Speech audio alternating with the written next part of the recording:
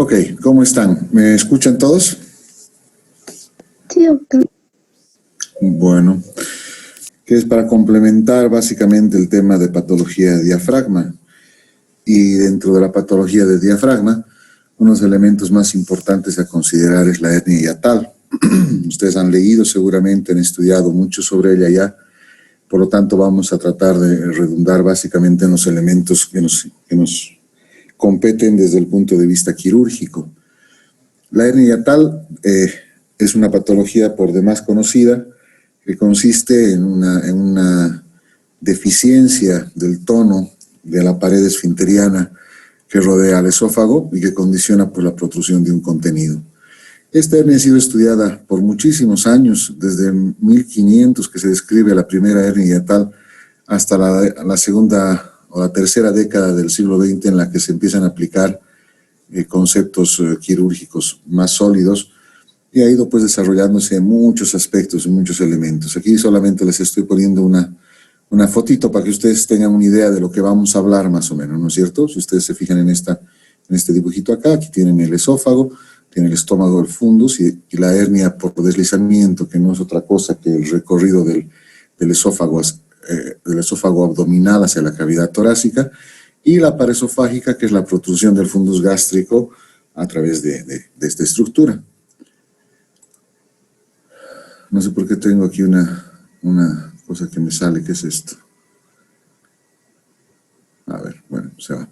Entonces, es el pasaje de cualquier estructura abdominal no esofágica a través del hiato esofágico, cubierto por un saco peritoneal, quedando excluidas las excepcionales hernias parahiatales en las cuales el defecto muscular queda por fuera del hiato. Entonces definimos como hernia hiatal la protrusión a través del orificio hiatal de cualquier elemento abdominal. Generalmente es el estómago, si es que hablamos de algún otro elemento.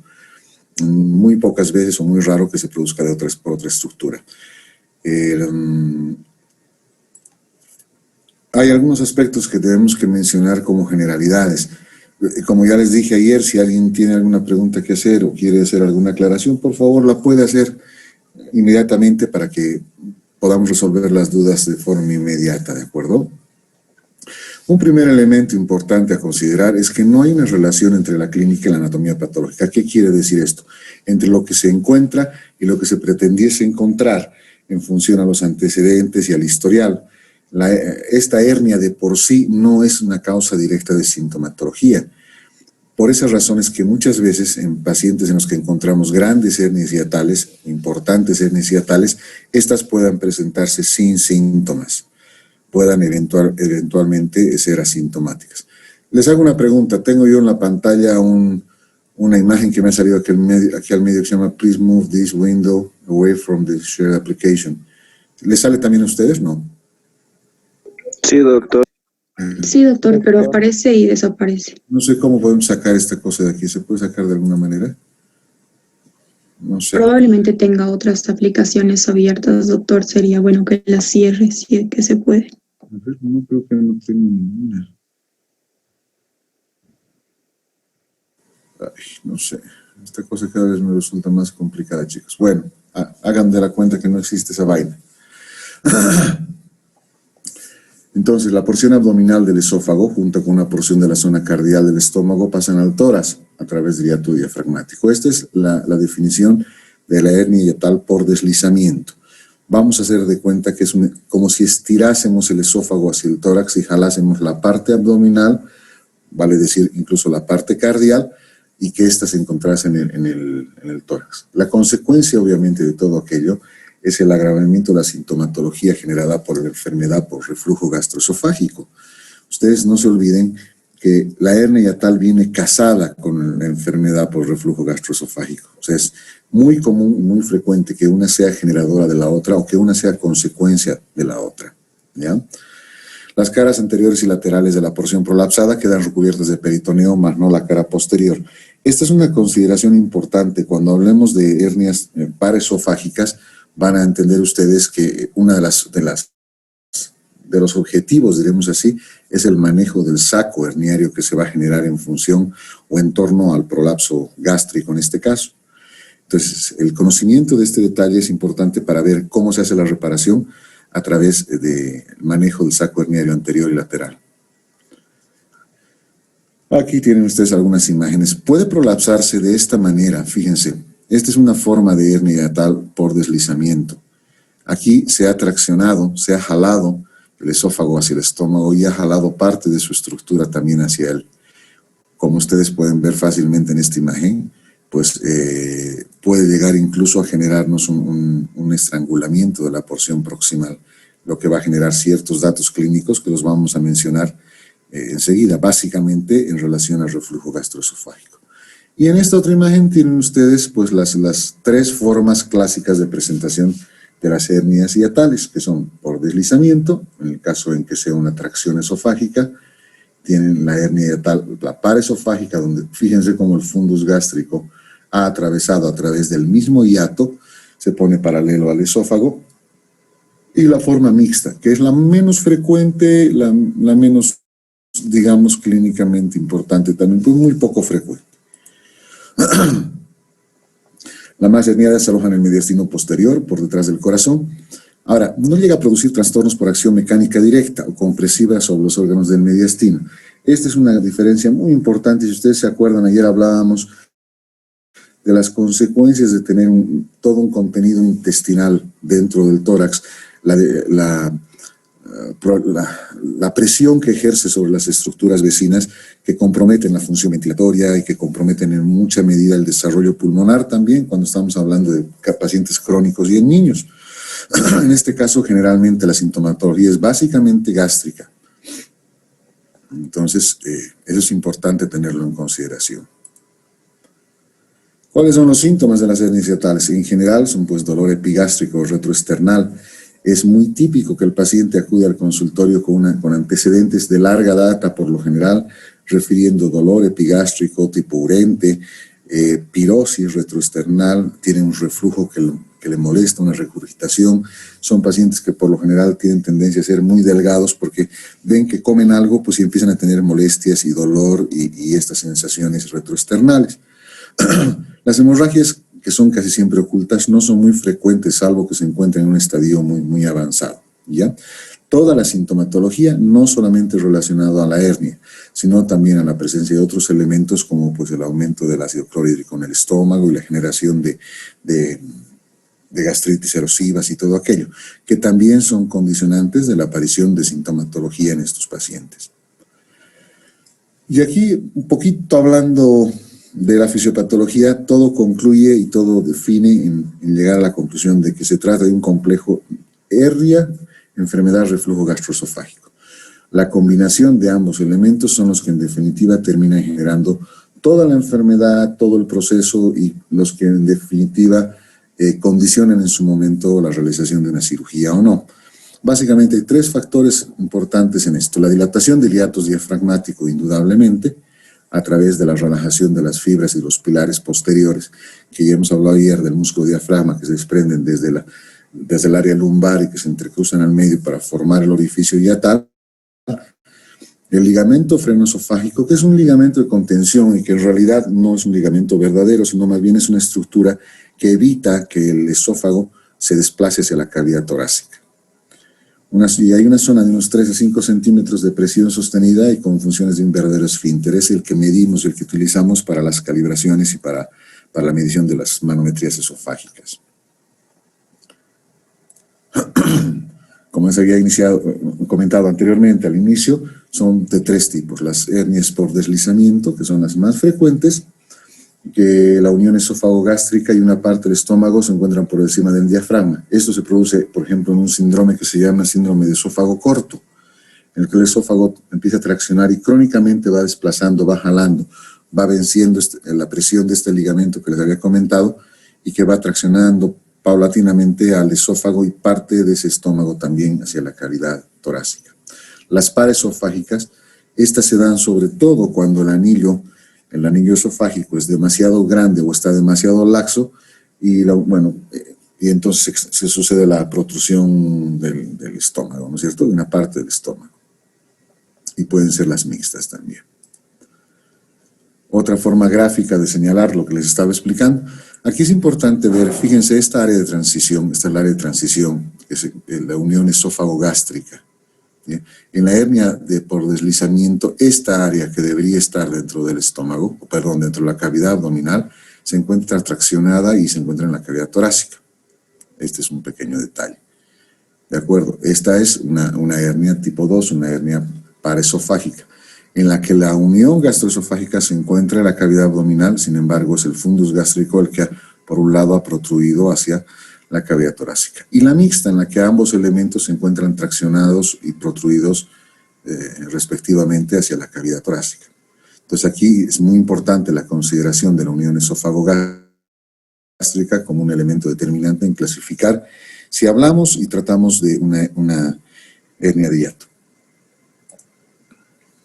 Cuando hablamos de la hernia hiatal por deslizamiento, algunas cosas son interesantes saberlas. Por ejemplo, generalmente el hallazgo es incidental. En casi la mitad de los pacientes o de la población se encuentra este dato como una referencia incidental. ¿Por qué? Porque no hay una relación clara entre la hernia y los síntomas. O sea, ¿qué quiero decir con esto? Si el paciente es un paciente que no tiene antecedentes gástricos, no hay problemas de gastritis erosivas, no hay reflujos ni nada de eso, es muy poco probable que tenga alguna sintomatología solo considerando la hernia hiatal como elemento determinante, digamos así, ¿no? La mayoría de los pacientes con reflujo gastroesofágico tienen algún grado de hernia hiatal. Esto es lo inverso que les acabo de decir. Ahora, pacientes que tienen enfermedad por reflujo gastroesofágico, en aproximadamente el 50% de casos, presentan algún grado de hernia hiatal. Menos del 50% de los pacientes con hernia hiatal tienen reflujo gastroesofágico. Y hablando específicamente de esta hernia por deslizamiento, pues la sintomatología que es básicamente la misma que en todos los casos, está en función a sintomatología gástrica, pirosis, regurgitaciones, dolor retroesternal postprandial, dificultad incluso a la deglución en la disfagia, puede haber algo de disnea, pero no disnea de origen tóraco-pulmonar, sino de origen digestivo, ¿no es cierto? Esa disnea como bloqueo de la sensación de respirar, saciedad precoz y en algunos casos trastorno del ritmo cardíaco. La anemia, en caso de que existiera, como consecuencia del sangrado al que habíamos hecho referencia, en casi el 40% de los pacientes. ¿Cómo hacemos el diagnóstico?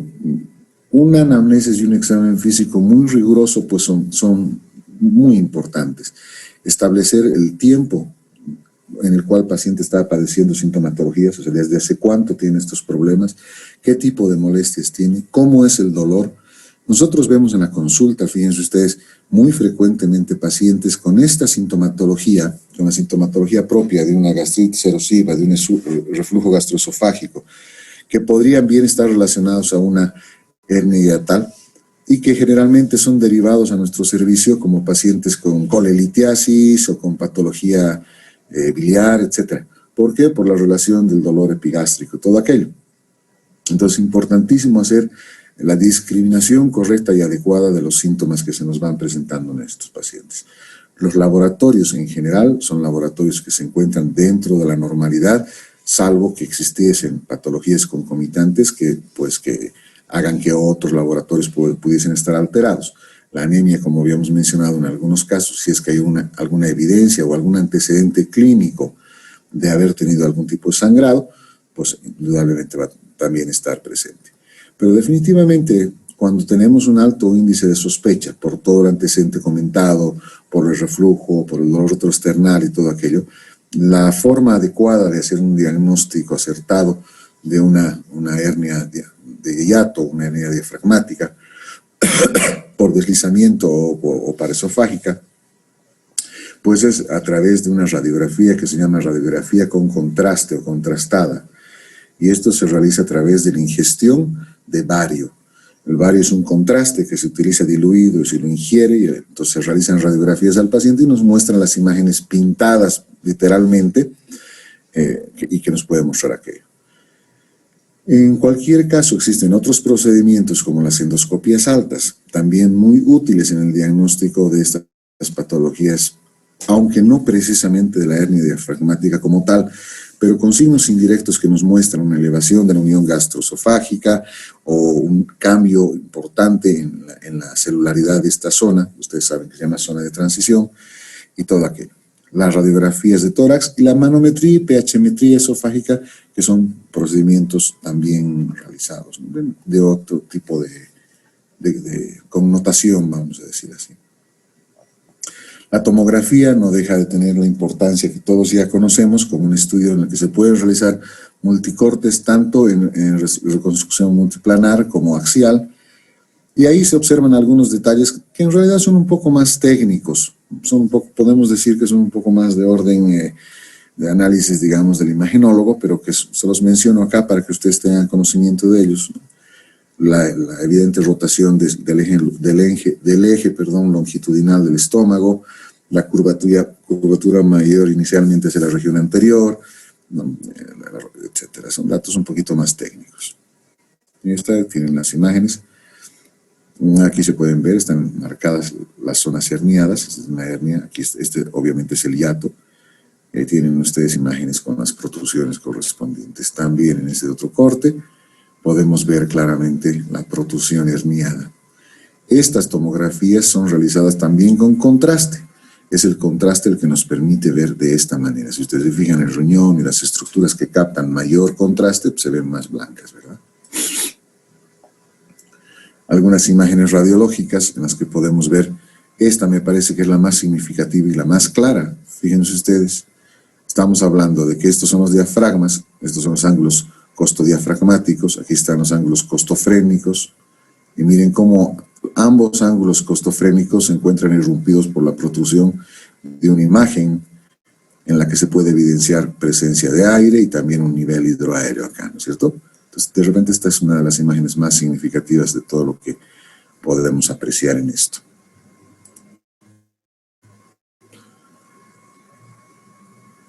Bueno, la reparación. Hasta hace no mucho tiempo se pensaba que básicamente la reparación era tendiente al manejo de lo que es la hernia en sí. Ustedes saben, y se acordarán si es que ya han visto otro tipo de hernias como hernias inguinales, crurales, etcétera, etcétera, que hay tres principios o tres procesos básicos en la reparación de cualquier hernia.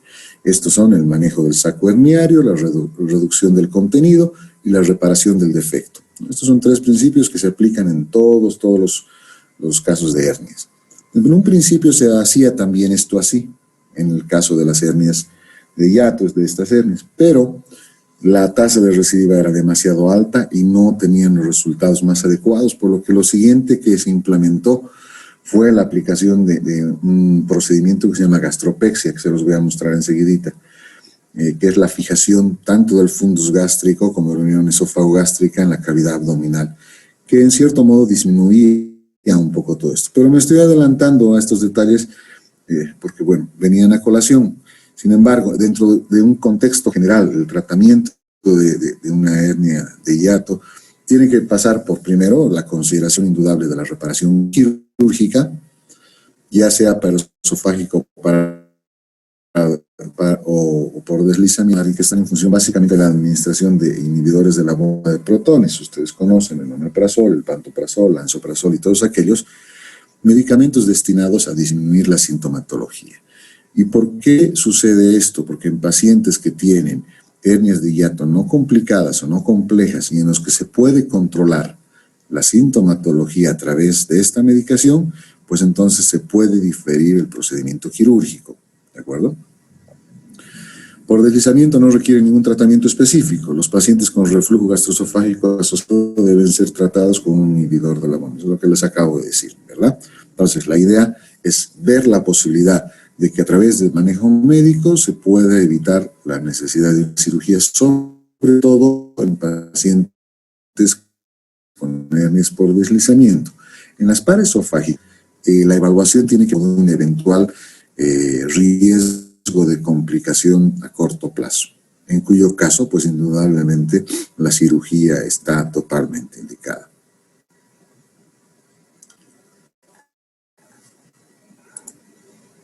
¿Cuáles son los principios generales? Esto también les había comentado hace un momentito.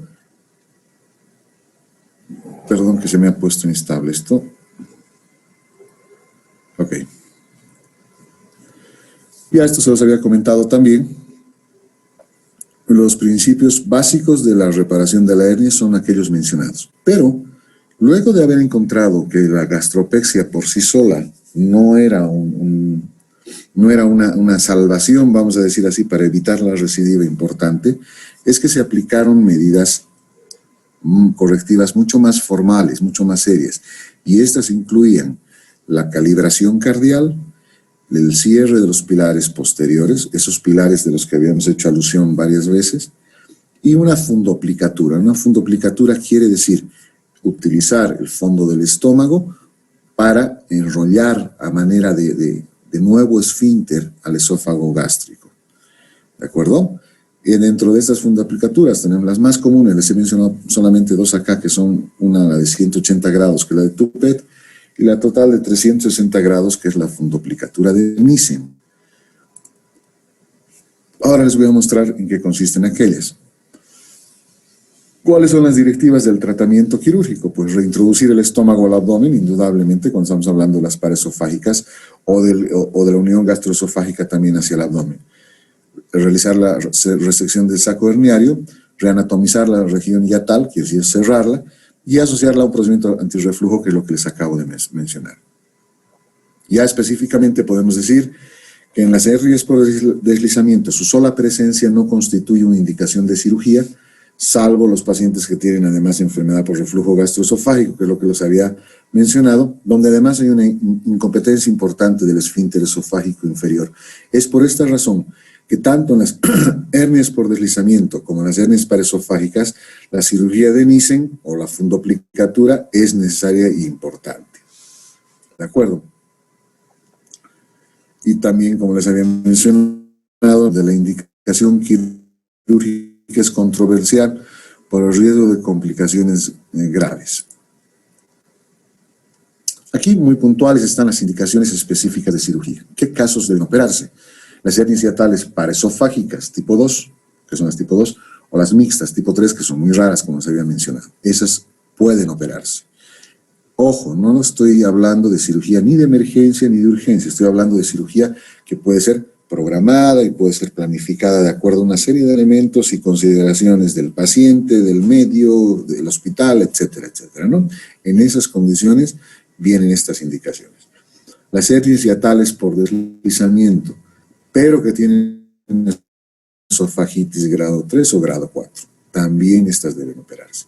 Las hernias hiatales tipo 1 con esófago de Barrett. ¿Por qué? Porque el esófago de Barrett, saben ustedes que tiene una connotación importante como precursor o como preneoplásico. Entonces, eso se tiene que evitar y se tiene que frenar la metaplasia del esófago a este nivel. Las hernias hiatales tipo 1 de gran tamaño que producen compromiso respiratorio, cuadro asmatiforme, broncoaspiraciones nocturnas, etc. Esto también es un aspecto raro, porque que una hernia hiatal llegue a tener consideraciones tan importantes que pueda comprometer alguna otra estructura son rarísimas, realmente son muy raras, pero están descritas como situaciones en las que se debe operar, por tanto está mencionada aquí también. Las hernias hiatales tipo 1 con esofagitis grado 1 o 2 que no se resuelven después de 6 meses de tratamiento médico. El tiempo del tratamiento médico que se considera oportuno es variable. Aquí está considerado como de 6 meses, pero eventualmente puede ser hasta de 8 o 9 meses también.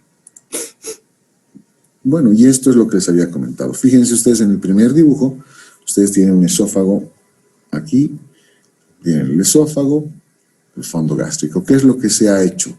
Lo que se ha hecho es agarrar este fondo gástrico y rotarlo alrededor del esófago para realizar una sutura anterior. Esto se llama fundoplicatura de Nissen.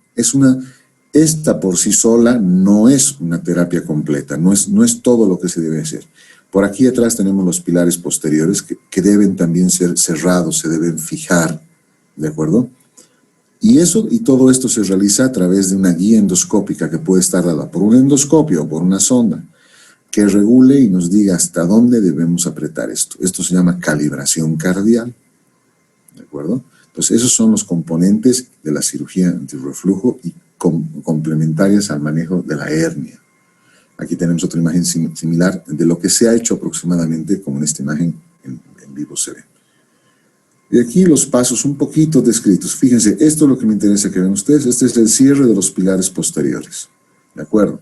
Entonces, si cerramos los pilares posteriores, siempre con una guía endoesofágica, vamos a poder calibrar aquella zona. Calibración cardial, cierre de los pilares posteriores y la fundoplicatura. Les he puesto aquí la de Nissen, porque esta es la que se utiliza más, la que ha tenido mejor resultado, la que tiene menos recidiva, porque también existe la técnica de Toupet, que les había mencionado, que es una rotación de 180 grados que se hace así. Se fija el fondo gástrico igual, rotándolo alrededor del esófago, pero no de una forma completa. Personalmente es una técnica que no la he hecho jamás, no creo que no la haría, porque todos sabemos que el esófago es una estructura demasiado lábil y es muy fácil que se produzcan desgarros o rupturas en su estructura. Entonces, eso condiciona un riesgo mayor a complicaciones posteriores, ¿verdad? Los cirujanos muchas veces decimos el esófago es el terror de los 7 mares, porque es muy difícil controlar una fuga, una fisura, una fístula, una perforación que se produzca a nivel esofágico. Por tanto, creo yo, mientras menos se utilice el esófago como centro de fijación, pues tanto mejor.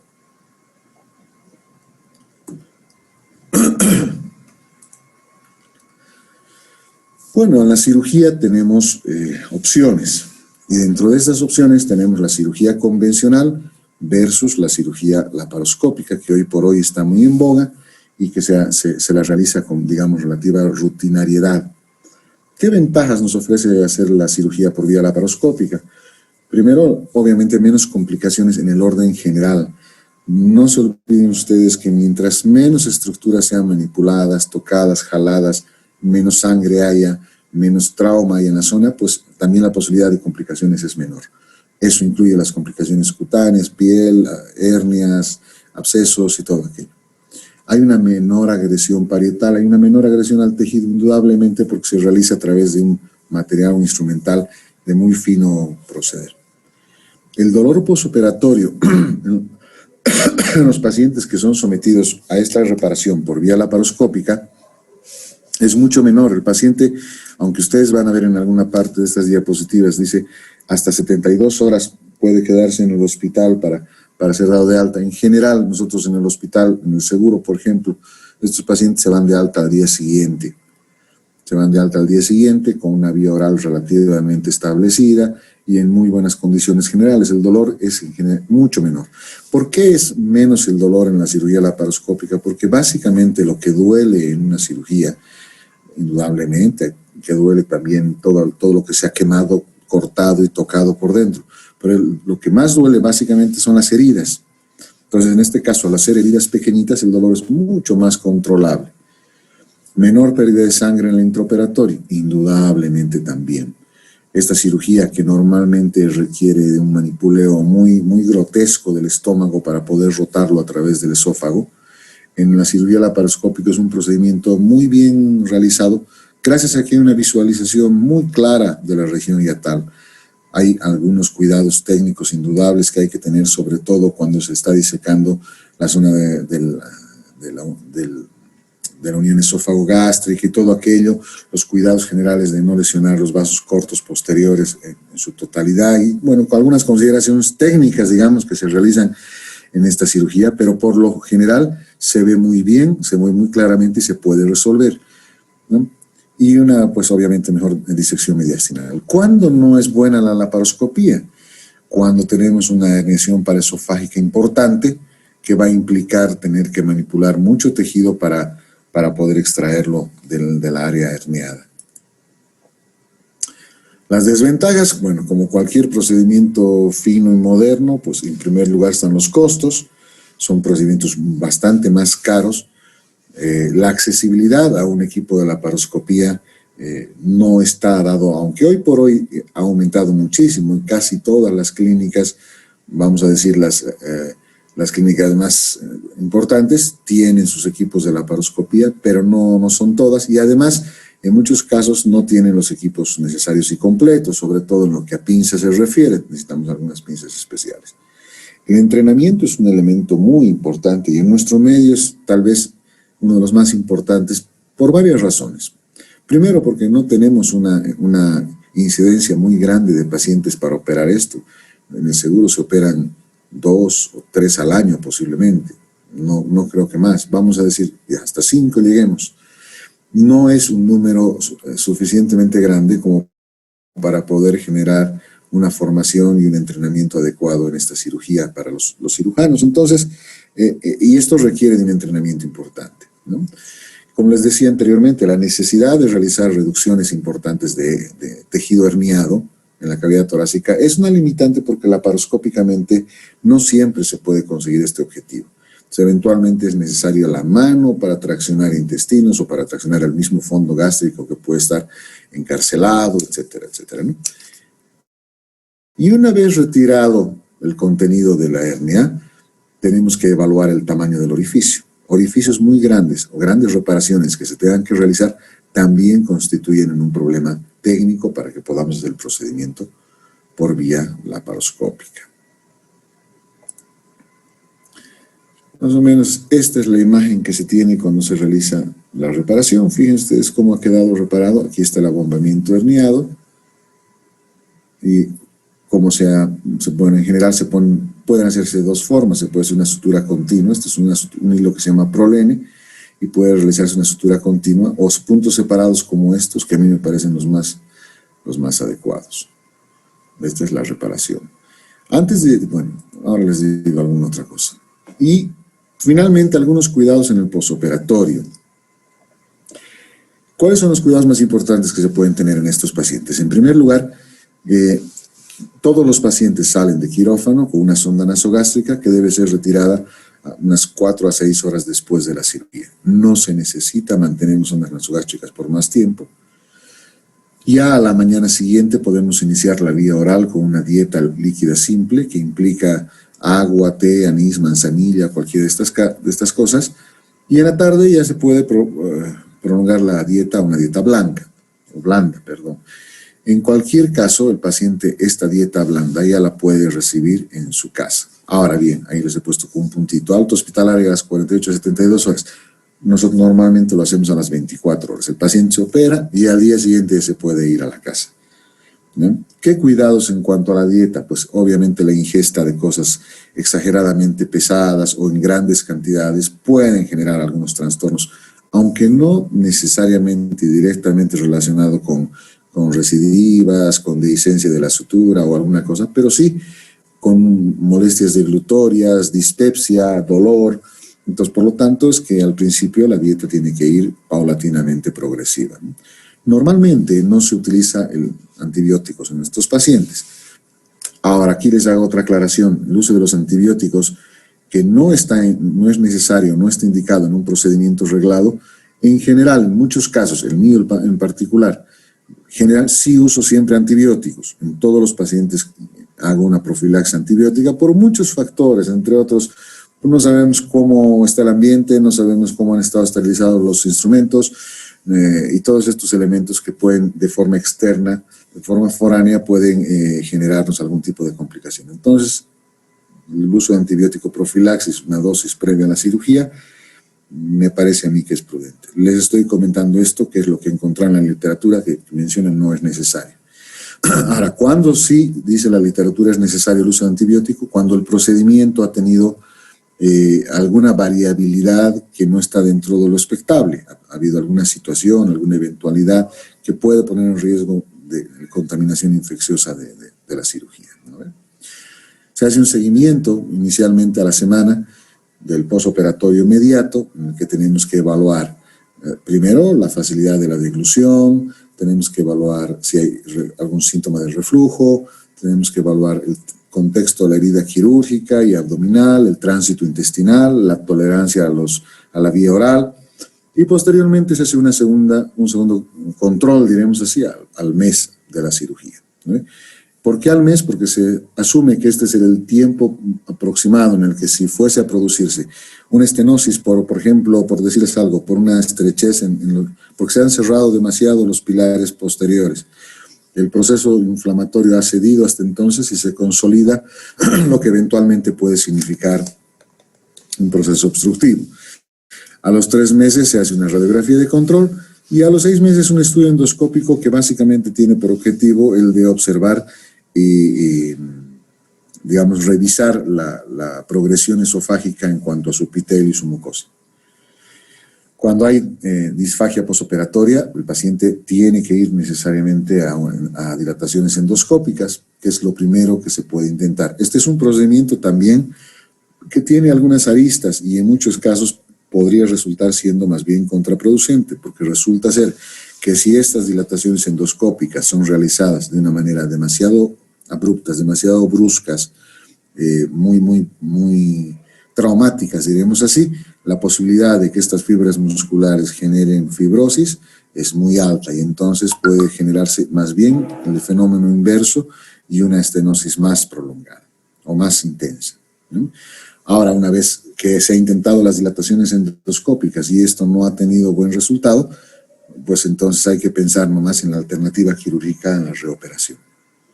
Básicamente me parece que es hasta ahí, chicos, el asunto. Ahora, hay un par de cosas más que no las he puesto en las diapositivas porque en realidad me parecen que son un poco más relacionadas a una subespecialidad y algún tema que no creo muy relevante para ustedes, pero que se los menciono. Una de ellas, bueno, y dos de ellas en realidad son las hernias diafragmáticas de Morgagni, una de ellas, y la otra, bueno, la otra que es ¿qué se llama? Ustedes saben, acuérdense, Bogdalek, y la hernia de Bogdalek.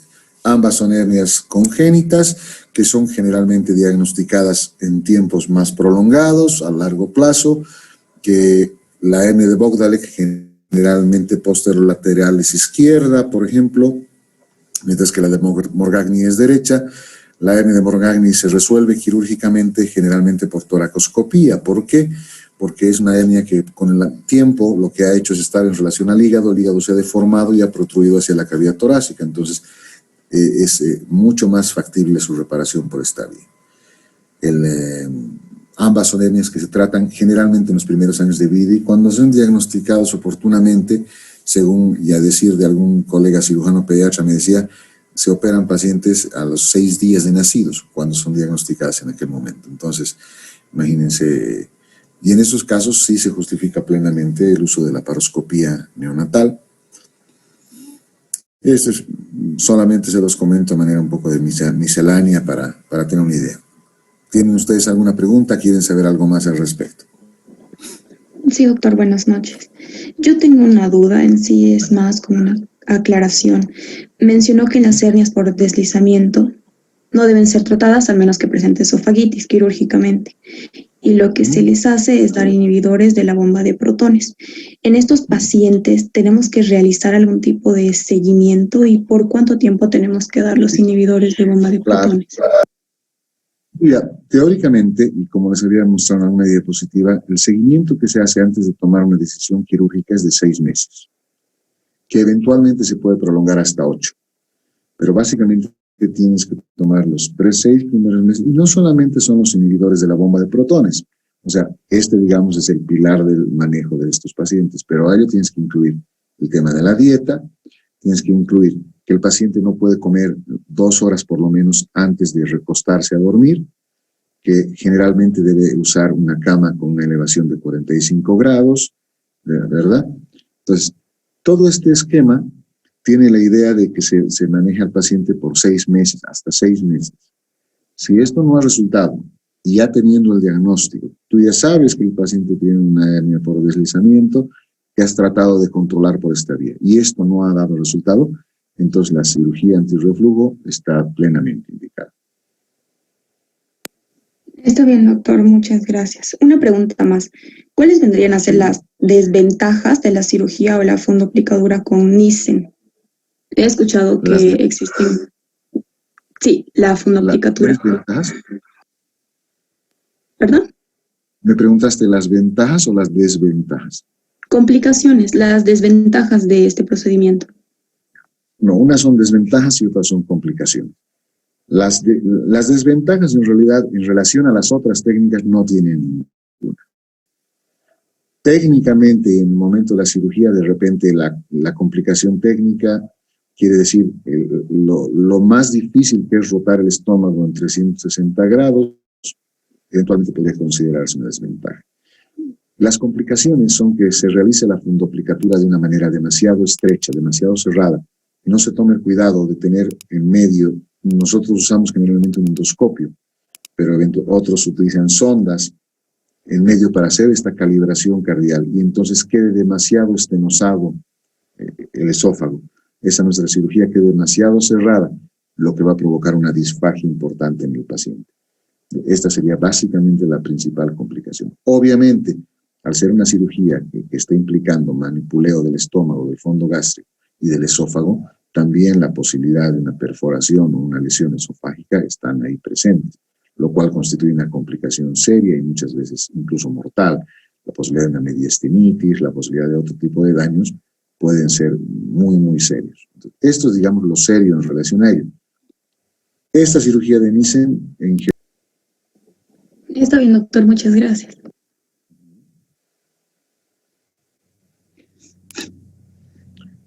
¿Qué más dicen? ¿Qué dicen, chiquillos? Aprovechen, pregunten.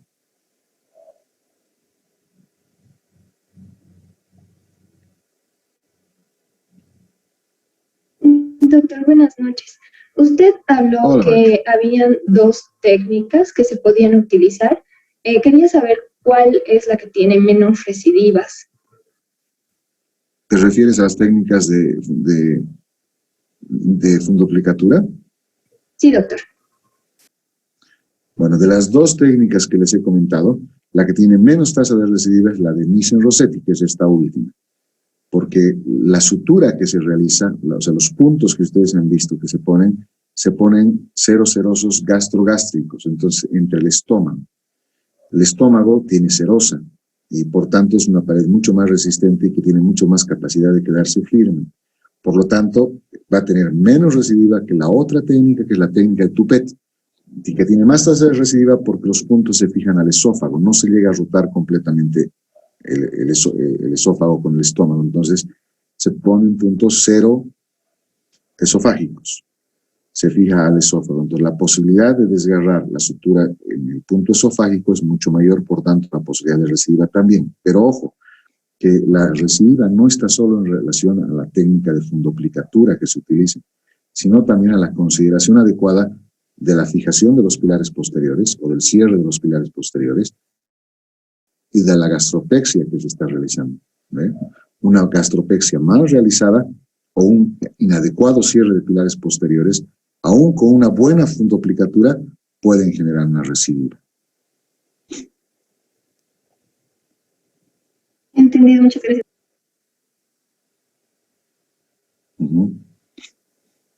Doctor, una duda más. ¿Cuál sería, respecto a los estudios de los exámenes complementarios en imagenología, el que más nos estaría ayudando? Es decir, respecto a la clínica, era un poco inespecífica, incluso parece una gastritis, pero ¿qué podríamos hacer al respecto en imagenología? ¿Cuál pediríamos?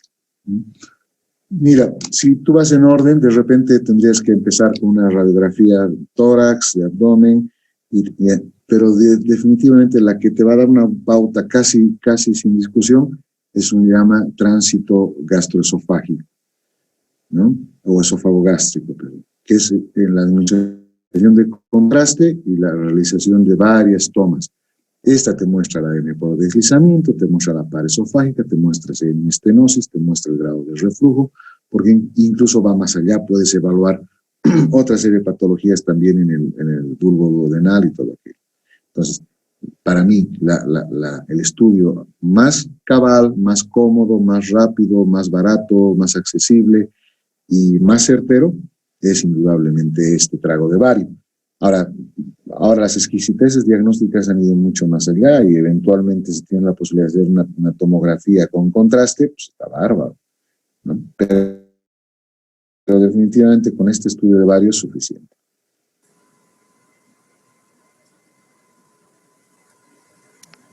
Buenas noches, doctor. El diagnóstico diferencial para las hernias hiatales, como bien lo mencionaba en la parte clínica, podríamos realizarlo porque tiene varias relación, por ejemplo, con una patología cardíaca, podemos confundirlo con ERGI. Entonces, ¿cómo iría esa parte clínica, doctor? Bueno, pues toda enfermedad tiene posibilidad de hacer diagnóstico diferencial, ¿no es cierto? Y lo que tenemos que hacer es considerar todas las situaciones que puedan presentarse de forma similar. Como tú bien has dicho, patologías cardíacas en varias de sus presentaciones. Patología gástrica, úlceras gástricas, gastritis erosiva, las gastritis enantomatosas antrales, patología duodenal, úlceras duodenales, pancreatitis aguda, básicamente en este orden de cosas. Incluso hay alguno que he leído por algún lado, una colecistitis aguda puede también ser un motivo de diagnóstico diferencial. O sea, hay que diferenciarlo también con esta entidad clínica, ¿no? ¿Qué es lo que nos va a dar el patrón o el parámetro para ir delineando nuestro diagnóstico? El antecedente, la sintomatología, cómo se presente, y el estudio que vamos a realizar complementario que va a terminar de despejarnos toda la duda. Pero básicamente con esas enfermedades. Perfecto, doctor, muchas gracias. Y una cosa más sobre lo que nos decía, cuando es un paciente con enfermedad de reflujo gastroesofágico, hay más probabilidad de que estemos junto con una hernia hiatal. Y la otra posibilidad de que al encontrar una hernia hiatal, no necesariamente tiene que haber erge, ¿verdad, doctor? Así era, ¿verdad? Tal cual, exactamente. Lo que sucede es que cuando ustedes están estudiando un paciente con enfermedad por reflujo gastroesofágico, deben considerar que cerca del 40-50% de las veces esa enfermedad por reflujo gastroesofágico está en relación a una hernia hiatal. Ahora, lo otro que dije, que tú lo has repetido muy bien, la presencia de una hernia hiatal de por sí no necesariamente tiene que guardar relación con sintomatología relacionada a la enfermedad por reflujo gastroesofágico. Muchísimas gracias, doctor. Con gusto. Doctor, buenas noches. ¿Qué más? ¿Qué más? Sí, Ana. Buenas noches, doctor. En la técnica con la fondoaplicatura de Nissen, ¿cómo, doctor, determina usted quirúrgicamente, digamos, o sea, al hacer la técnica, ¿cómo usted se asegura de que el cierre es el adecuado y no va a permitir fuga de contenidos estomacales y el esófago? ¿O por qué viene determinada esa parte, doctor? No sé, tal vez si me explique bien. Bueno, sí creo entender tu pregunta. O sea, tú me dices, ¿cómo podemos estar seguros de la efectividad de la fondoaplicatura cuando la realizamos? ¿O cómo podemos estar seguros de que la sutura esté bien realizada? ¿A qué te referías?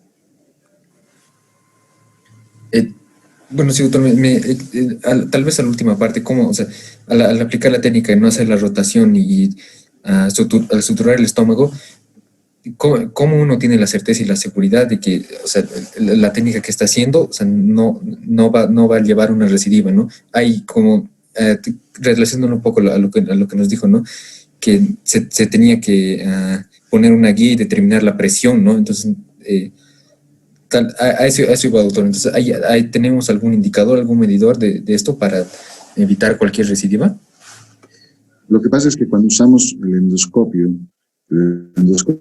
tiene un diámetro específico y hay diferentes diámetros. Entonces nosotros usamos uno que nos dé lo más fisiológicamente cercano, parecido a lo que normalmente es. Entonces enroscamos el estómago alrededor y cuando hemos enroscado el estómago lo tensionamos, lo jalamos hasta que esté bien lleno sobre el esófago, ¿no es cierto? Que está el endoscopio en realidad ahí adentro.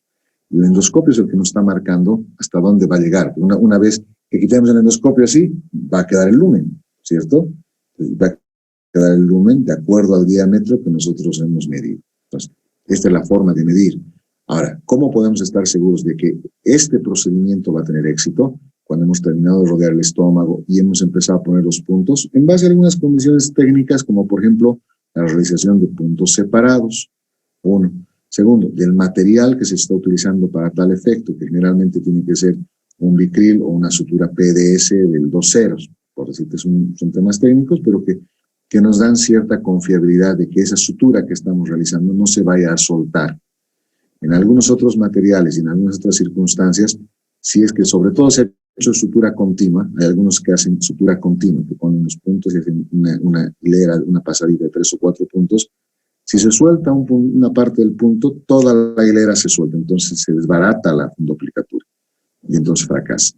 Entonces, algunas consideraciones como estas, puntos separados, el material de sutura, el número de nudos, etcétera, en cierto modo, si bien no garantizan, porque no puedes estar nunca seguro si al 100% de que no vaya a pasar nada, pero disminuyen en gran medida la posibilidad de que puedan generar una recidiva. Y este otro elemento que te he mencionado, a través de la calibración, de ver el estómago alrededor de ese tubo que hemos puesto por dentro del esófago y que nos está midiendo el diámetro.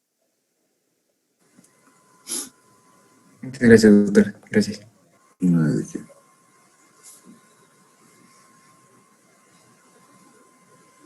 Bueno, ¿alguna otra preguntita? Doctor, una duda más. ¿También vendría a ser indicación quirúrgica si el paciente presenta una lesión neoplásica? ¿O ya No. Aquí la situación cambia muchísimo. Cambia muchísimo porque si hay una situación neoplásica, las consideraciones quirúrgicas que se tienen que evaluar no están ya en función a la hernia ni al reflujo, sino están en función al manejo del proceso neoplásico, ¿cierto? Ya ustedes, no sé si lo han visto o lo van a ver, para cada tipo de neoplasia y en cada lugar del estómago o el esófago hay diferentes procedimientos que hay que aplicar. Si tenemos una lesión neoplásica, vamos a decir en el fondo gástrico, absolutamente nada de lo que hemos dicho tiene vigencia, no podemos hacer, porque lo que tendremos que pensar es una gastrectomía total con una IE de Rux, esófago y yeyunal, etcétera, ¿no? Entonces, ya el contexto y toda la temática cambia en la lógica de que estemos hablando de un tema neoplásico. Está bien, doctor. Muchísimas gracias. Con todo gusto.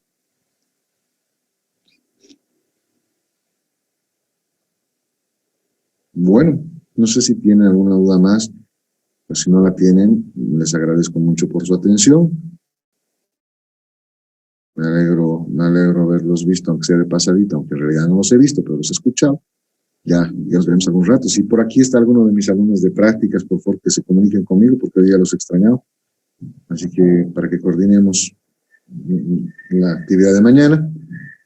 Si no hay más preguntas, pues chicos, un gusto y que estén muy bien. Hasta luego, doctor, igualmente. Igualmente, doctor.